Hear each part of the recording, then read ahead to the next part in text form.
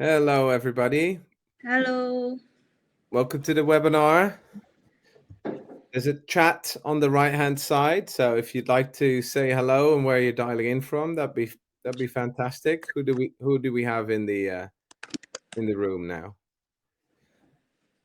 That's Danny. Yeah, I want to be the first one to say hi.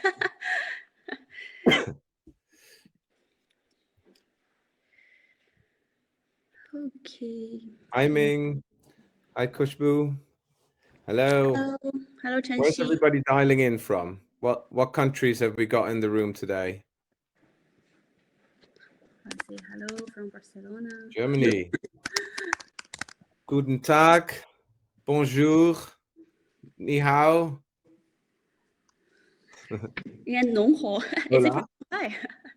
Shanghai? Bonjour. Switzerland. Oh, is that the French, German, or Italian parts of Switzerland, Rom? Yeah, we're gonna talk with you. You can feel free to type in the group and then we're gonna check the message and answer you. Shanghai. Great. Well, thanks everybody for joining. So we're doing this webinar on the luxury watch space in China. My name is Michel Chung. I'm from ChatLabs, and with me I've got Danny. And Hello, Danny's everybody. I'm Danny, I'm Danny. really jealous of you because you're dialing in from Barcelona, aren't you? Yes, we have very good weather and good food. Don't be jealous too much, but we work hard from here. Tell me a little So, bit about yourself and iBLUE. Wow, sure. what's your background? What do you guys do? Yeah, I'm very happy to join the webinar. I see already some familiar names here. So hello to the old friends and the new friends. Thank you for all coming. I'm from iBLUE Communication and in charge of Euro office. Just a few words about myself. Actually, I'm rooted from watch industry. I started my career in Richmond Group in China for 6 years, leading the digital innovation from building the ecosystem to e-commerce launch, etc. And later in Chanel. And because of some personal reason or because of love, I moved to Barcelona. This is the reason why I'm in Barcelona. And I start to moving from client side to agency side. I joined iBLUE, starting to bridging west and east. Maybe some of you already know iBLUE. Just for the people who don't know us, I can give a very quick introduction. 8 years ago, iBLUE was founded in Shanghai, China, and now we are with global network in Asia and in Europe. We are like the next generation creative agency focus on the online marketing. We connect West and East and really bridging our clients in headquarters to be better make their strategy in China and execute in China. So in a very short sentence to highlight, we have very insight-driven strategy force paired with a strong creative angle to help brand to achieve the ROI. Here means return on idea. Thank you, Danny. That's fantastic. So my name's, for those who don't know me, my name's Michel Chung. I work at ChatLabs. Like Danny, I previously also worked in the luxury industry. I was the global head of digital for Tobias Jewelers, where China was a super important market for us and launched a lot of fun stuff there. ChatLabs is a business that provides premium global brands with technology in China to do their marketing, their e-commerce, and customer service. And we work with lots of luxury brands, including the Richemont Group and De Beers, but also brands like Chopard and Graf, etc. So today we're going to talk about the luxury watches space. Every year we publish a luxury report where we're reviewing all of the different brands in China and their performance on direct channels predominantly, so not on the marketplaces.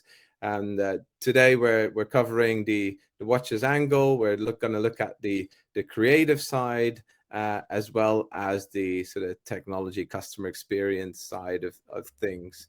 But first of all, Wanted to get your thoughts on some of the trends that we're currently seeing in the market, Danny. What are sort of the top things that the luxury brand watches are doing in China, and what are they talking about? What keeps them occupied? Yeah, sure. I would say the first trend coming to my mind is digitalized marketing with various tech tools to embrace e-commerce. It looks long, this sentence, I will explain. Like 6 or 7 years ago, brands are launching their online boutique, their WeChat store, and in recent 2 years, many are opening Tmall store, JD flagship store in the marketplace. Inevitably, brands have to face the challenge, which is how to do the digital marketing in the new context, which is e-commerce. It's even more challenging than the traditional digital way. So also a fact we are observing is many brands are now investing in a wider range of digital channels. Apart from the traditional big four like WeChat, Weibo, Xiaohongshu, or these Baidu brand zone, there is more and more emerging platform popping up. And this is also another reason why the channel evolution push brand to embrace more dynamic marketing tool. So they are not just limited to do some influencer marketing or content marketing, writing the nice posts on the social media channel or doing the display ads, but more and more leveraging the way which can directly link with e-commerce conversion journey, such as live streaming sales, such as gamification, link with a WeChat mini program buying, such as join Tmall events, Tmall IP, this kind of collaboration. So this is definitely one top trend I'm gonna highlight. And I think the second one is digital as a service channel to reach a more attentive customer care. I still remember when I was working in Richmond, talking about the launching omni-channel strategy and e-commerce, and my boss was challenged me, and he said, "Okay, how are we going to face our wholesaler? Are you going to take their business, and what will be the role of digital in the whole ecosystem?" At that moment, we were figuring out how to balance. But now, as today, I see the answer is very obviously. So I'm sure you know Chinese consumers are very digital savvy, especially millennials and the Gen Z, who are the rising purchase power in the luxury sector. And for our clients, the service always has to be at the heart of the luxury experience in the most adapted way. So the challenge now is how online experience can provide the same good luxury feeling like offline. Or we change our mindset of thinking how online service or the digital experience, omni-channel can compensate to offline as extended tool to make a full client journey and the service upgrade.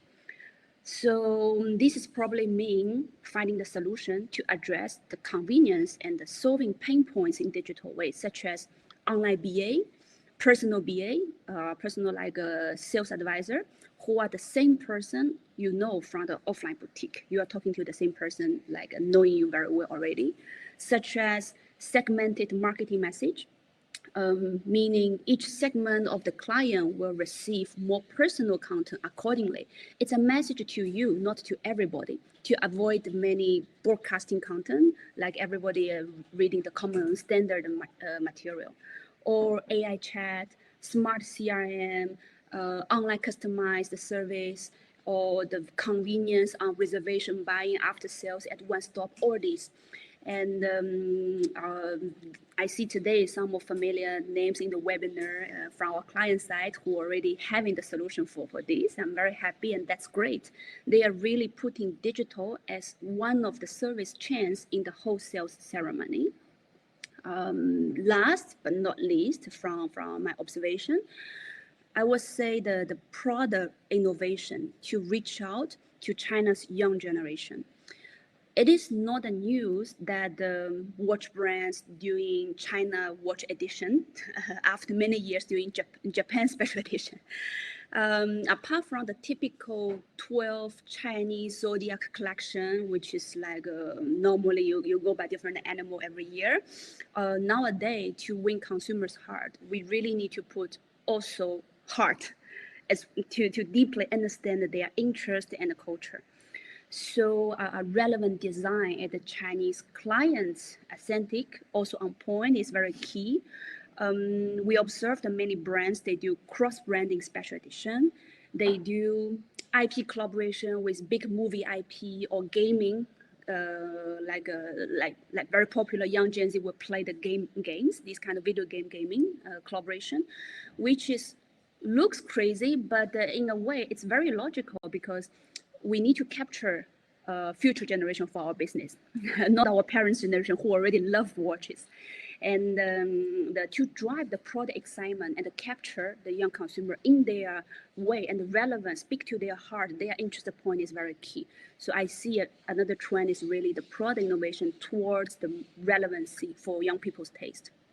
So, sure.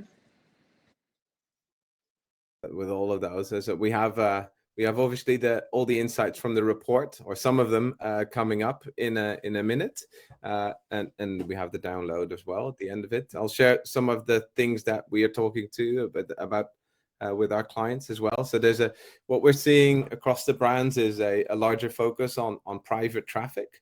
The main reason for that is because so Tmall, though a great place and a great space for a shopping audience, doesn't always give all of the brands the level of control that they want across the entire experience. And the issue is also that the brand experience isn't necessarily a short one. It's not like browse and buy, right?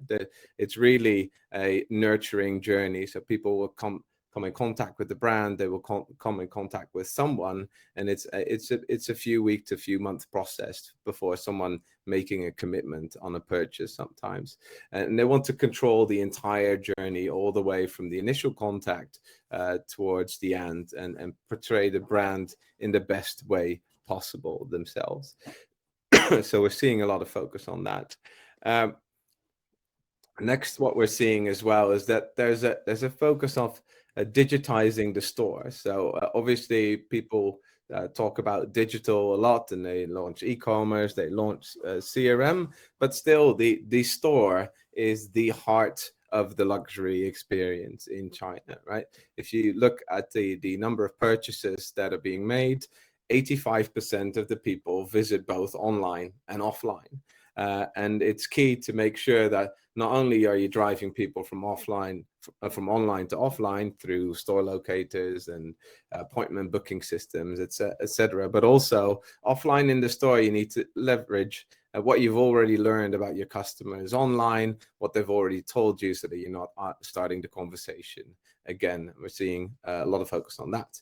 And last but not least, there's new data legislation around privacy in China. Quite frankly, that's about half my conversations that I'm having with luxury brands at the moment. Like how does the new data laws in China, how does that affect the running of the business from a marketing perspective, from a business operation perspective? It's now key to capture and store all the data about Chinese consumers locally in China, and you can't easily transfer that anymore to global systems that aren't in China. That's no longer allowed. So how do you create still an effective marketing engine and sales engine without breaking any of those rules? So that's a big topic as well to look into. So first of all, what we're going to do is we're going to look at some of the creative executions. Danny and I call ourselves sort of the art and the science, Danny being the art, of course. And so we're gonna review from an artistic perspective the creative campaigns of the different the jewelry watches space at the moment. And so over to you, Danny, to show some of the use cases that you've seen. Sure. Can we move to the next slide? Yeah, you should be able to click them yourself as well. Okay. Yeah, we both have control. Okay, cool. Yeah, just like Michelle said, the charm of this report is not only provide you data analysis about the ranking, but also to give you another side of creative and art sense to see what is the campaign like capture consumers' heart in the past 1 year. And just a top line to let you know how we access this evaluation. First, as I mentioned, there was many channels popping up in the ecosystem, and we looked into on social media to check their Red, Douyin, Weibo, WeChat Always On, which is WeChat, their official account, WeChat channel, and the mini program. And on the e-commerce side, we check the brand store on Tmall, JD, WeChat mini boutique, and the Tmall IP live streaming, and the brand.com for e-commerce. So this is all the channel we scanned for the past 1 year. And then we looked into their marketing communication performance. Most brands tend to choose team up with KOL, celebrity, host events when launching new campaign. But some brands have already gone one step further to answer the needs of new era, like live streaming, gamification, content, etc., etc. So today, I will share a few cases quite interesting, maybe will inspire you as well. So the first one is the Hublot. I will move to that. You can see on the top, we put a few buzzwords. Looks very cool, like a mini game, live streaming, sports marketing. So how they exactly create a successful campaign by leveraging all the methods. Let's starting to understand the challenge brands are facing. Hublot as the sponsor for this year's Euro Cup, and it's already a long time they are being associated with this sports field.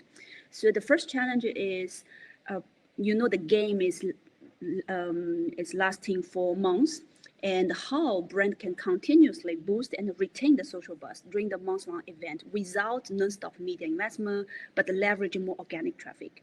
The second challenge is how to convert the football lovers into brand lovers. And the third one, of course, is to solidify brand positioning in the sports territory. And when people think about football, they will associate with the brand, and the strengthen affinity across all the clients from prospects to the existing ones. So here's what they did. Let me just pull out to show you a show reel.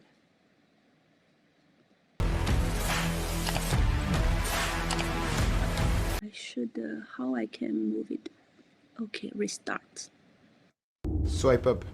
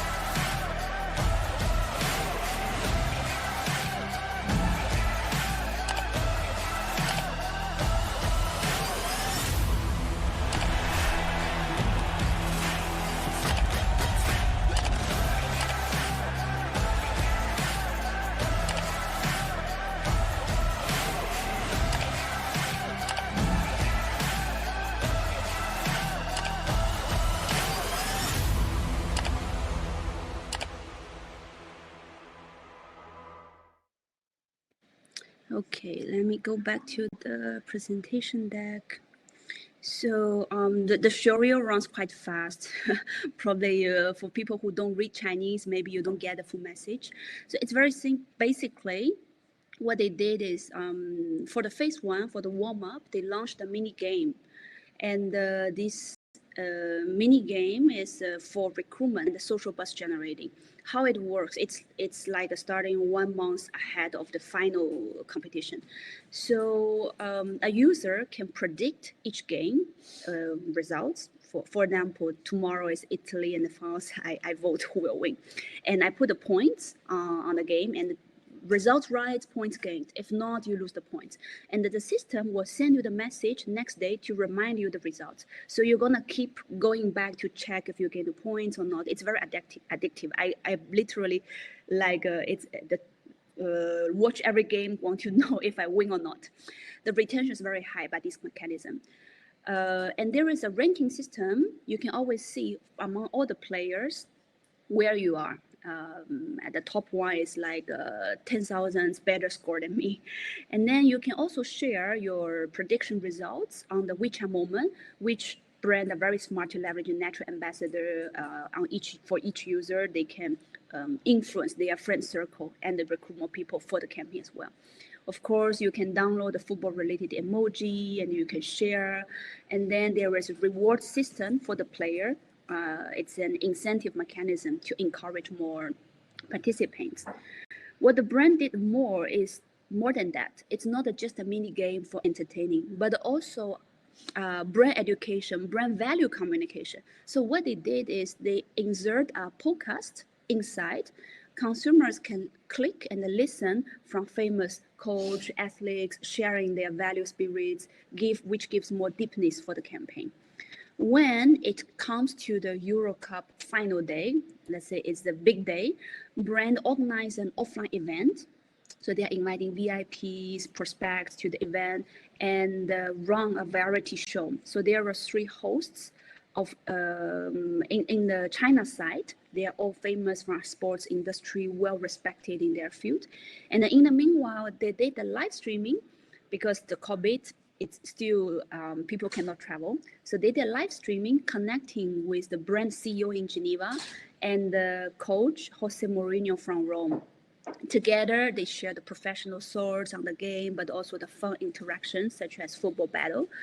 The cross-border live streaming is one of the highlights, which is quite impressive how brand can manage to make it in real life, you know. And the live stream is not just for event clients on site through the big screen, but also they broadcast it through WeChat live streaming, which gains millions of viewers and a huge buzz. So the next case I will share is about the Cartier. Give you a context of the campaign. We looked into watch side, not the jewelry side. They do much other campaign with ambassador jewelry more with more budget and a more different way compared to the watch sector.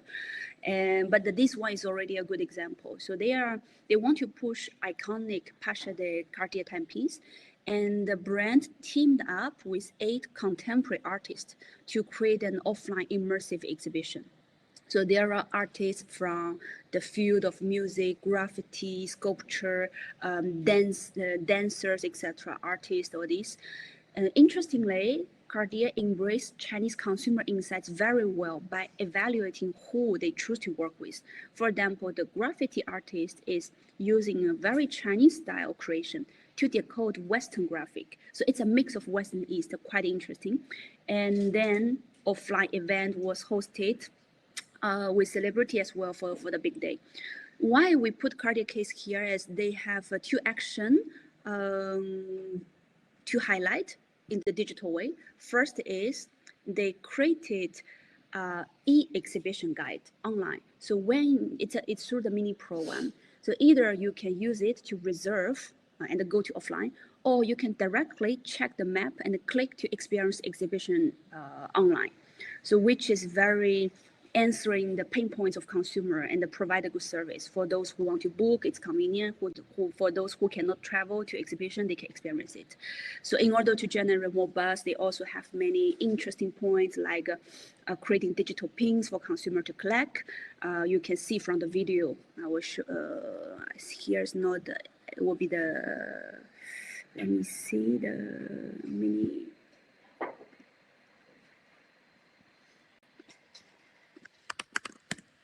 Yeah, you can see this is the mini guide. You have a map and you can click to visit each exhibition artist work, and you can click and choose the pin. So the pin has 2 sides. One side is really branded design, illustrated in an art way. Another side is the like some claim statement for the young people speaking out of their cool idea, consumers' voices around that. So on the event day, they also launched the live streaming. And so the live streaming is on Weibo. It you can click and go to Tmall store to shop. So a full ecosystem from offline to online to e-commerce are completed. So this is the two main case I'm gonna share, and the last one is quite interesting. I will not go more in detail, just to give you an idea, like how brands leverage the mini game and answering the festival season. For example, this is a case of Sherpa. They are launching a campaign for Qixi. Qixi is a Chinese Valentine's Day, so we have 4 Valentine's Day a year. Very lucky for the girls, and very also good for our business, because Valentine's Day is a good gifting season for watch and jewelry sales. So what they did is they recreate the scenario of their iconic locations, like Cannes, because Sherpa is the sponsor for the Cannes Film Festival, and in the Black Forest, because the founder get inspiration of the creation from there, and their Geneva headquarters. So the user is a diamond, and you have to use your phone, like your phone has a gravity sensor, you have to move your phone to pass, use the diamond to go through, passing through the obstacle. And once you pass certain obstacle, you find the treasure, which is a blue box, you get the points. And there is tips and the many interesting additional assets around that to make the game fun. And the whole experience, what is interesting is they combine brand education and immersive entertaining experience together. So this is something to highlight. And for the rest, I'm gonna pass the mic to Michelle, but before that, I'll just very quickly to let you know, we also evaluate all the luxury brands, and we highlighted them in the report. You can find, for example, Piaget launch the little black box collaboration with Tmall, and also, for example, Panerai, they turn live streaming into a program with different guests. It's quite interesting to see. And Audemars Piguet with the IP collaboration, and the Tudor with the AI technology, Insert with the mini program, leveraging the ambassador, etc. So welcome to download the report. You will have more interesting insights inside. I will pass the mic to ChatLab to Michelle. Thank you, Danny. Great insights there. And obviously, yes, for everybody at the end, we'll put the link to the report download as well, which is many pages of great examples of luxury brands activations. So look forward to downloading that and seeing all the content in there. So on the WeChat side, so we focused on the customer experience, direct customer experience. What are the interesting things that watch brands have done there? We also had a very interesting interview with one of our top scorers, Hublot, with Tobias, who was the head of digital for Greater China there. And there's some great content in the report on that as well. So we looked at about 30 different accounts for the different watch brands. It's a bit of a mix between the pure play watch brands as well as global brands that offer watches. If you look at the size of the different accounts, obviously the multi-category players like Louis Vuitton and Cartier, they have the most followers. They're trending up towards 2 million followers, whereas some of the more smaller brands, they start at sort of in the 30,000 range, and then everything in the middle. And followers on WeChat is amazing, right? It's not the same as having a follower on Instagram in the West, because when someone follows the brand, you can it's the same as opting into CRM database. It's the same as signing up to a newsletter. It allows the brand to start communicating with the people through brand broadcast, service messages, offering the mini programs, etc. So this is really an indication of how many people actively engage with the brand on a weekly basis. So what we've done is we ranked all of the brands on a few dimensions. So we looked at what are they doing in terms of marketing. So how prevalent are they in the search? What do they do when you are following the brand? And how how personalized is that communication. On the sales side, we're looking at how do they sell the products online, how friendly is the checkout, and what are the online to offline features. So like we said, the store is still the heart of a lot of the sales. So how do they bridge the gap from online to online, offline to online? From a customer service perspective, we looked at what kind of automated services they have, what kind of live services they have with agents, and how friendly and how premium is that customer service. So those are all the dimensions that we've been ranking these brands on. Across all of the watches, the average score was 9 out of 30, being the max. Not many brands get to 30. We did a ranking last year across the entire luxury sector, which was over 100 brands, and there the average was 11.3. So they're trailing a little bit behind on the average on the entire luxury sector. So some of the fashion brands and stuff, they outscore them, but still pretty decent. You could see that a lot of the watch brands, they tend to focus on getting ahead in search and making the products available to purchase and driving people offline. That's the main purpose of the channel for them. So from a marketing perspective, before we go into some of the examples, the top 3 I'll cover today. Most of the brands are doing quite well in terms of optimizing their search and their WeChat IDs and their keywords and their brand zone to get found on WeChat in the first place. Then less people, but about a third of the brands, they have a multi-step welcome journey. So you follow the brands, and then multiple things happen other than just, hey, welcome to Cartier or something like that. And then quite a lot of those, but still a third on the overall, then personalize that journey based on the interests and the demographic of the user. From a sales perspective, obviously, lots of brands focusing on rich product content and mini programs on their social media. Then 2/3 of those offer a decent checkout, and at least half of them offer some online to offline mechanisms as well. And from a customer service perspective, you can see a lot of the brands are doing it, but not many are doing it very, very well, and that's really where I think the differentiators lies between the top scorers and the other brands. And we'll show some examples of that. So we looked at the score card. So there's here on the left, you'll see the pure play watch players. So the top 5. Blancpain being the number 1, then Hublot, then IWC.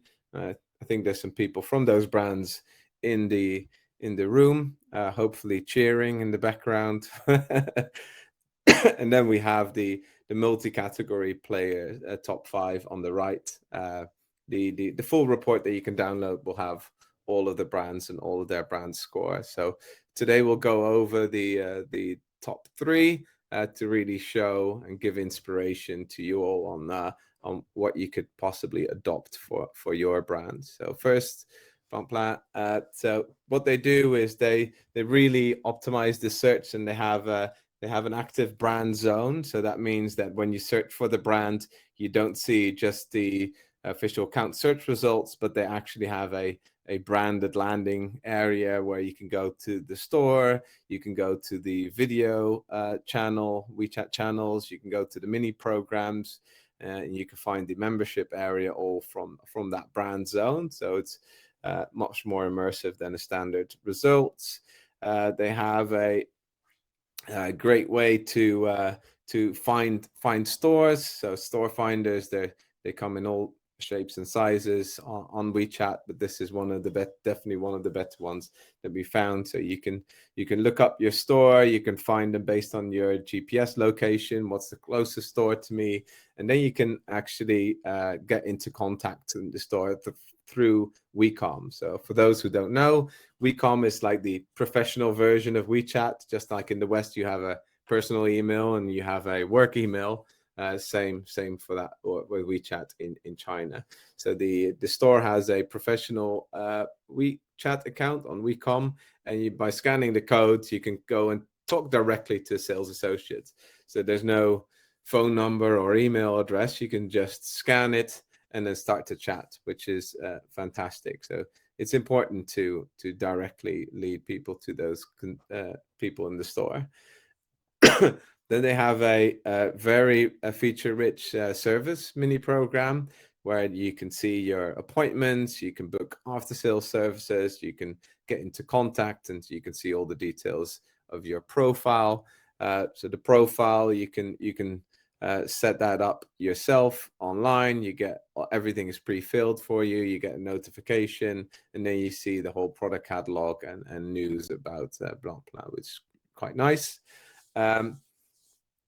And then they also have the service mini program where you can book your appointments or book a service request with them, and you get notified by the staff on the follow up of that, which is pretty good.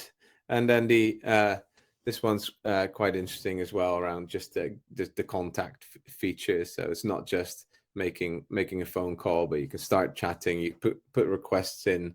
You can ask questions and you get responses straight from that. So you can see here that they're very much using social media as a social service channel. So real social service. Hublot, we had a really good interview with Tobias, who was kindly providing some insights on what they're trying to do with the biggest social platform in China, WeChat.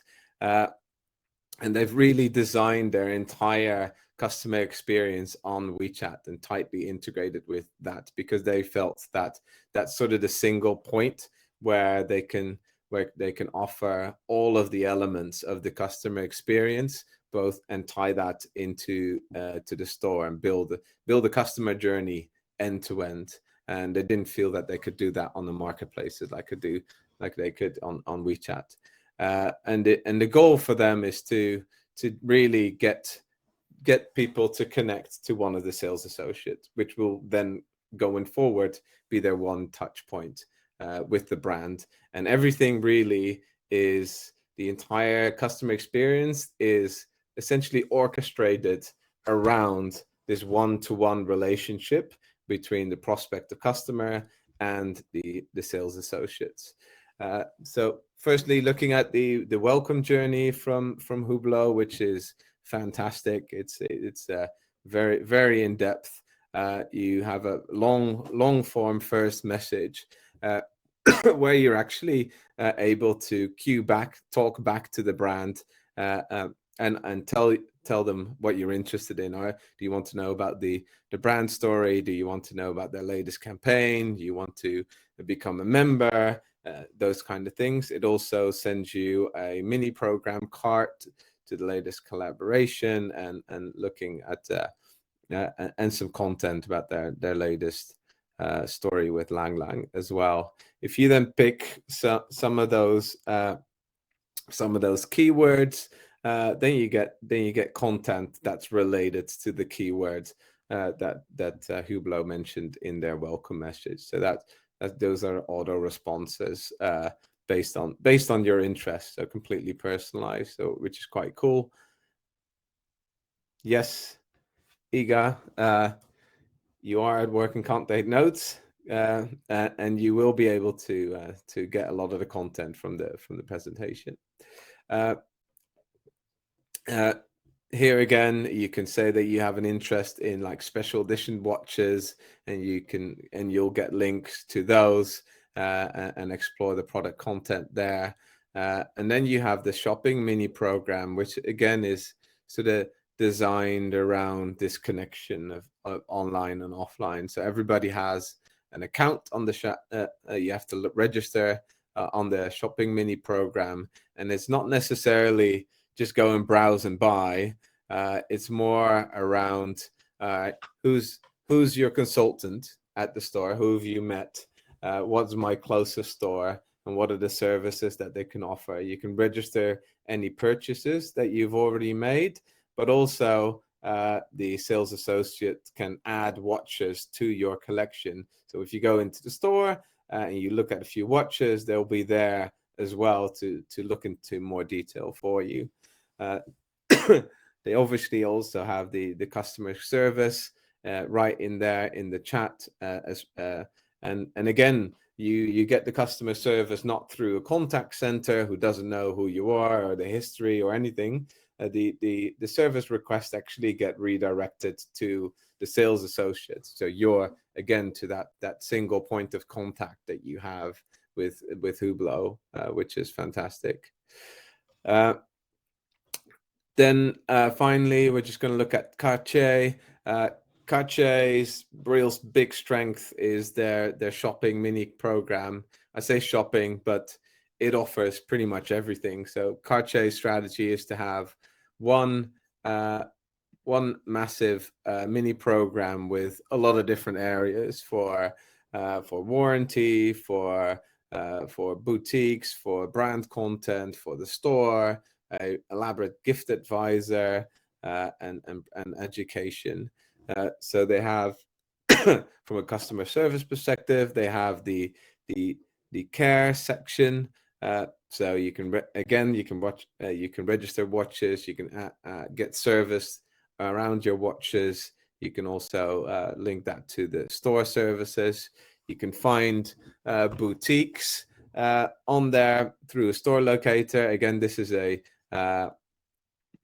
different kind of store locator. They also have VR tours of the store where you can virtually go through the store and find products that you're interested in and add them to your tray, and then make an appointment to go and view them, which is quite innovative. Love that. Then they have sort of more the event and sort of campaign kind of content. So they have the Clash VR experience. They have the showcase of the different watches in there as well. So it's like a campaign entry again to their products. They have a really rich mini program where you can easily find all the products that they have. You can filter based on shape and strap and case material, what gender it's aimed at, etc. And then you can order it straight from the mini program. And lastly, they have a gift advisor. So obviously in the luxury sector, about 40 to 50% of the purchases aren't actually for the people that buy them. A lot of them are gifts, right? You're looking for a gift for someone else. And this really helps people to figure out what they should buy their friend or partner or family member. So they go through a bit of a questionnaire on what they might be interested in. And then Cartier then recommends particular gifts. And then you can invite your friends on the short list to go and vote for them. So if it's for your wife, you can ask her friends and mother and sister, etc. Well, these are the three options I come back with. Which one do you think is most appropriate? Which is amazing. So the data behind this is super fascinating as well, because they also get through this, they get a lot of information, right? They get all the data of what people might be interested in when they're buying for gifts. They get and they get a lot of social contacts from other people, their closest family, and how they actually influence the final purchase as well. So the insights that they're getting from this is fantastic as well. So that's all the content that we're wanted to run through today. We do have in the handout section the full report, and you can also download it later for the website, as well as the recording of this session. So now we want to go through some of the questions that you guys might have. So if you want to drop some questions in the chat, We'd be happy to answer anything that you might want to know about the different brands or in general the industry. Yeah. We got one question from Roman. He asked that the mini program present a lot of similarities with what they can offer on the brand.com. Does it still make sense to invest into brand.com when we can develop such rich mini programs?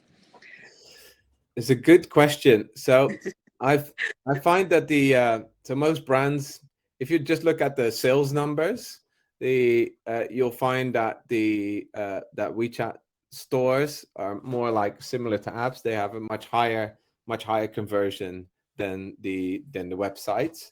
And the website are a bit cumbersome to navigate, right? They're a bit slow. Everything is sort of click based. It's really designed for, or websites tend to be designed really for a desktop experience, whereas WeChat mini programs are designed for a mobile app experience, as well as with social features, which is really how the Chinese audience prefers to shop. They like to be able to shop and directly send stuff to their friends, ask their opinion whilst they're making their decision, just like Cartier's using that voting system. And those are just simply things that you can't really do on the .com website. I think .com still has a place for a lot of the great rich brand content that you can offer there. But when it comes to sort of service design and customer experience, that .com doesn't really work. So I would direct everyone to different mini programs for particular purposes from the .com, which we see a lot of our clients do. I completely agree, because I remember when we were launching all the e-commerce in the Richmond group, firstly, we say, okay, we have to have the brand side with e-commerce because it's authority, it's represent the brand image. And then we start to launch like a WeChat boutique, etc. And the one brand doing the reverse, which is IWC, they invest in mini program like WeChat store first, ahead before the website.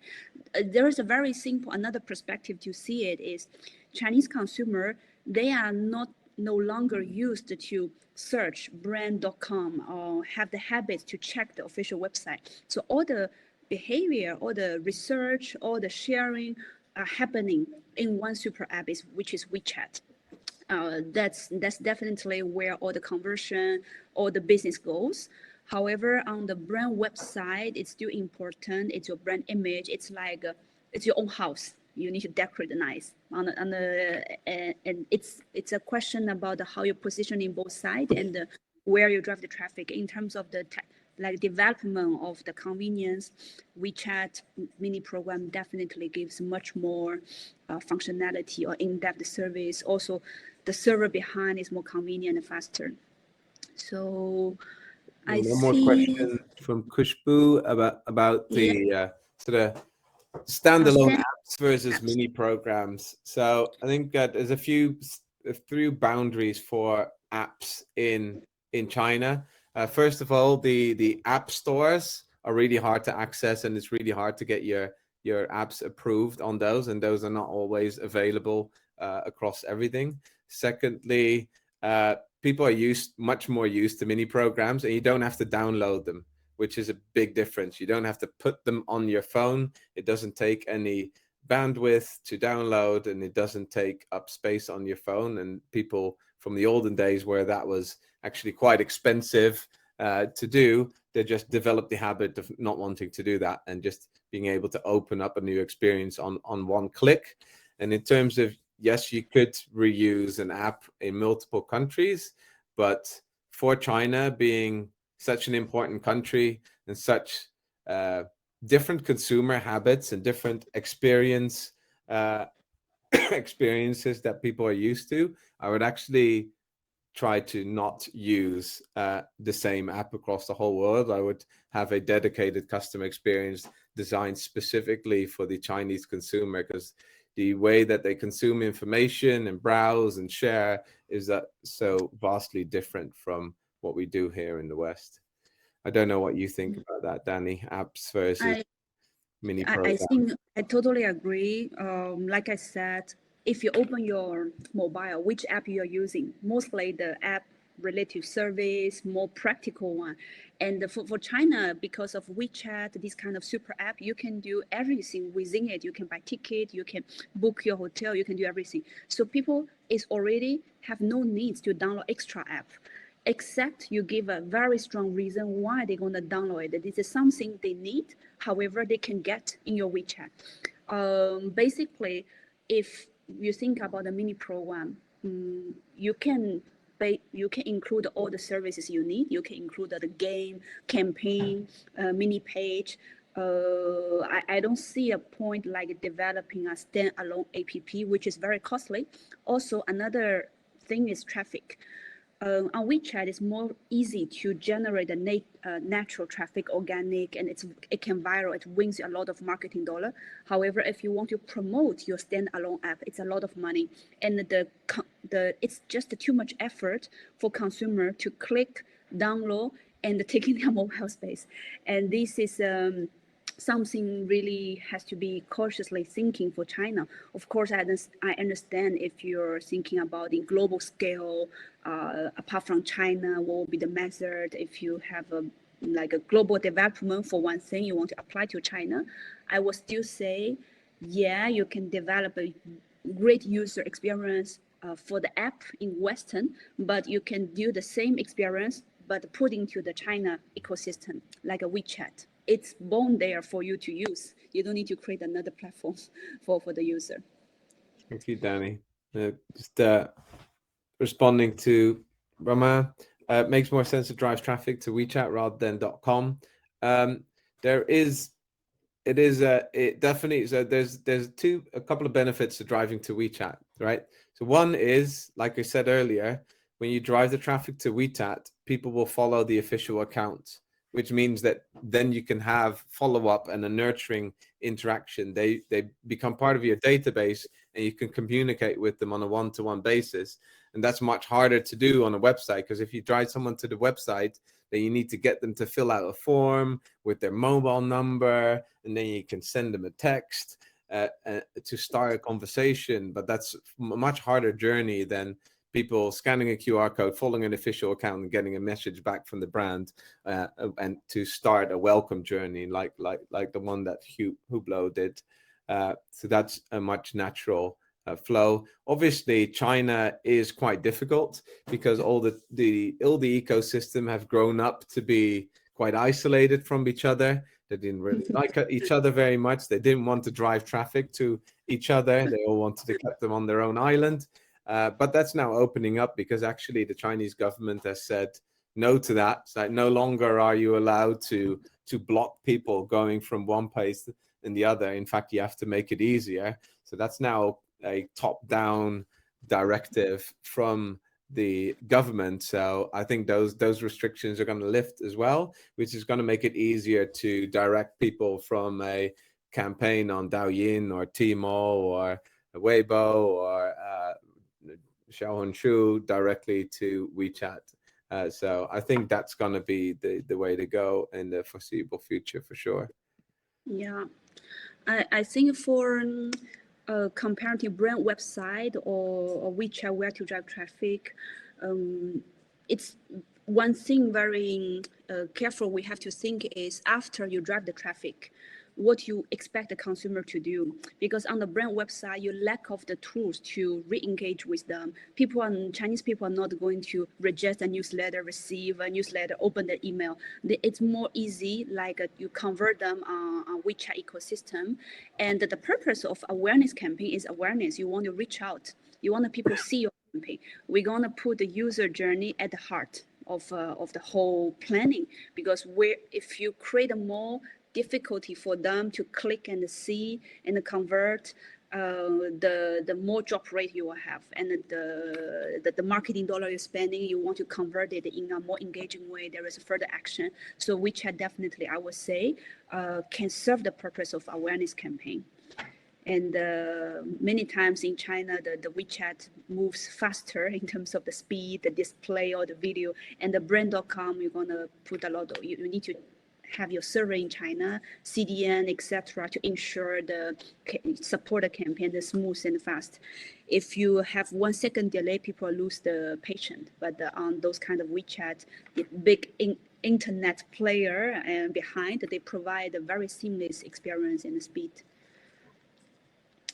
I think we have still 4 minutes, right? Until 11.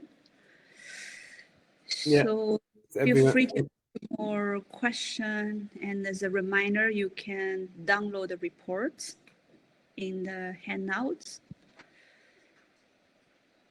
Great. Oh, one more question. Live streaming, that's for you, Danny. In China, I noticed several luxury brands collaborate with online malls to do live shopping in China. How is this an image brand image? Very good question. I would say live streaming when starting, it's more like for the pretty girls doing the shows in front of camera. Many guys gonna follow it. It was like 5 years ago, many years ago. Now the live streaming is a format of sales, and the consumer has different perspective on the live streaming. The question is not live streaming itself. The question is what content you provide inside of live streaming. For luxury brands, we see Cartier hosting live streaming. They are live streaming the most expensive jewelry exhibition on the internet, and it never happened. For example, Piaget also co-host many live streaming, inviting celebrity, interview, etc.